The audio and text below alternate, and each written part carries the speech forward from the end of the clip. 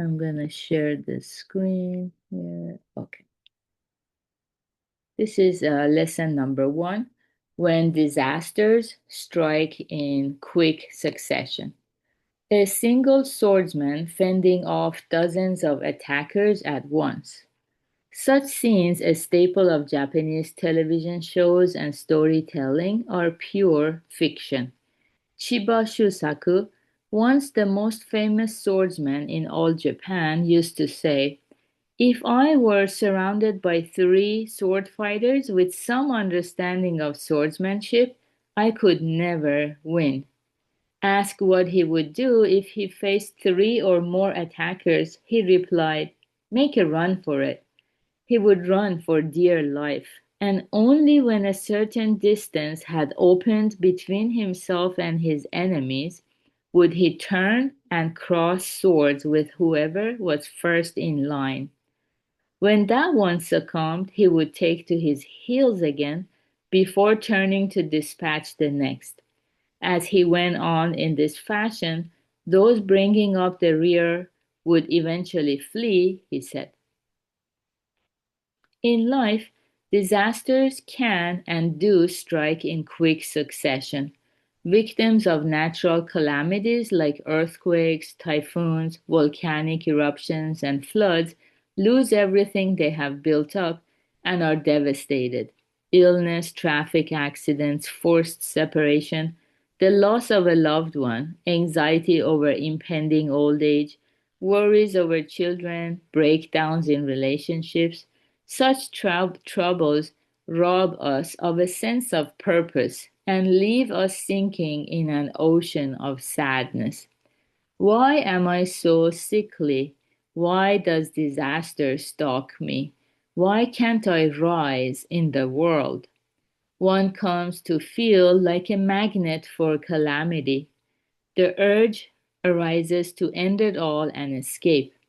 The story is told of a foolish man who became thirsty and went in search of water.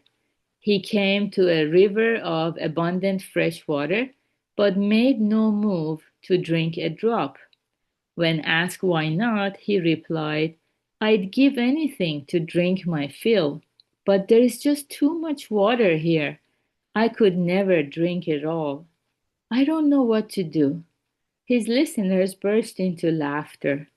Even if we cannot drink the river dry, we can drink enough to slake our thirst. When difficulties and disasters strike all at once, we need to deal with each one separately, doing what we can with full sincerity, reflecting that everything that happens to us is the result of seeds we ourselves have planted. Then we are likely to make an unexpected breakthrough. Okay, very good. This is one of my favorite stories, especially when I first found Buddhism. I felt so overwhelmed just because of things that were happening in the world. I found Buddhism in my 20s, so um, you know, that's almost like 30 years ago. There's not much change in the world. It's all the bad things we heard then, we hear now. So without knowing the Dharma, I felt so overwhelmed, and I did listen to the news. Now I listen more like in a moderate, balanced manner, but those days maybe I listened a little too much. So I would hear about, earthquakes, typhoons, eruptions of volcanoes, floods. Natural disaster, at least it's kind of natural. But when we hear about man-made disasters, like traffic accidents, things like that, I would have so much anxiety and I just didn't know where to start. So now I'm so grateful for the Dharma, for kind of laying out the path in front of us, one step at a time. So when we don't know the Dharma or how to practice, we get so overwhelmed. All these questions kind of race in our head, and we suffer because of it. So that's the karma of the mind. This recitation meditation practice on a daily basis is helping us raise awareness of the karma of the mind.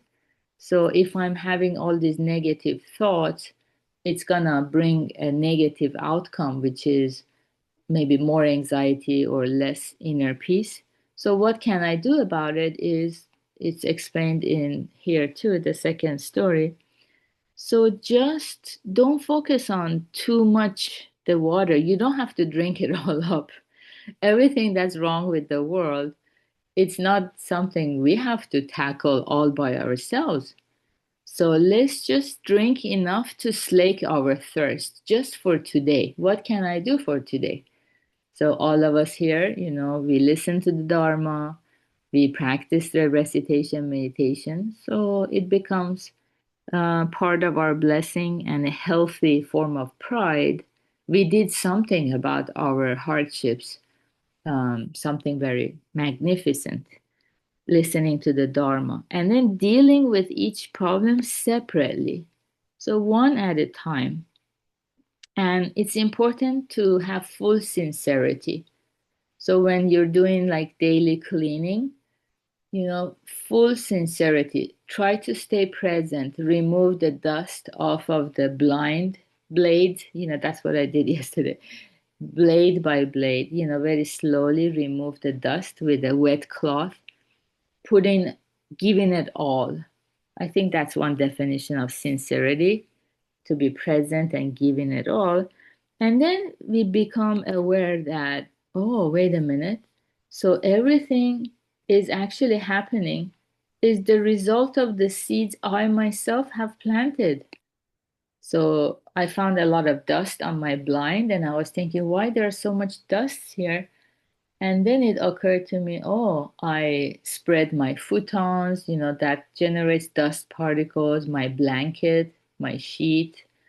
We have a cat in the house running around, Of course, the cat brings us a lot of joy. Well, that is something I chose to have. And I just deal with the consequence before it piles up, before it accumulates. Then we are likely to make an unexpected breakthrough.